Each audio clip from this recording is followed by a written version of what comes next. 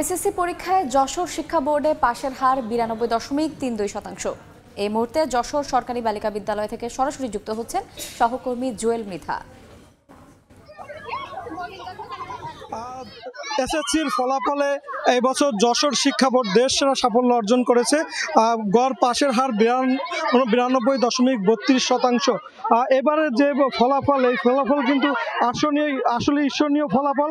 এই ফলাফলে কিন্তু খুশি শিক্ষার্থীরা, তারা বেশ উল্লাস করছে, তারা আনন্দের মধ্যে আছে। আমি যে স্কুল আছি এটা যশোর সরকারি বালিকা বিদ্যালয়। এই বিদ্যালয় থেকে এবছর পরীক্ষায় অংশ নিয়েছিল 254 জন শিক্ষার্থী। তার ভিতরে 253 জনই পরীক্ষায় পাস করেছে এবং তারা কিন্তু সকলে খুশি। এই শিক্ষার্থীদের মধ্যে 180 জন জিপিএ 5 পেয়েছে এবং তারা এতটাই উৎফুল্ল যে তারা এই ফলাফল নিয়ে বেশ সন্তুষ্ট। তারা চায় আগামীতে আরো এগিয়ে যেতে।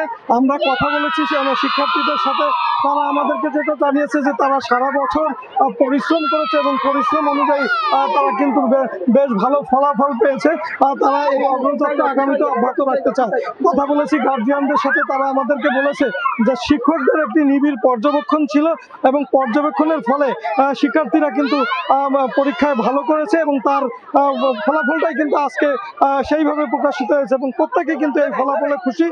আমরা কথা বলেছি শিক্ষকদের সাথে এবং বোর্ড কর্মকর্তাদের সাথে, তারা আমাদেরকে জানিয়েছেন যে এই ভালো ফলাফলের পিছনের কারণটা হচ্ছে যশোর বোর্ডে কিন্তু একটি নিয়মের মধ্যে দিয়ে প্রাক নির্বাচনী পরীক্ষা সহ নানা পরীক্ষা নেওয়া হয়, যেটাকে প্রশ্ন ব্যাংক বলা হয়।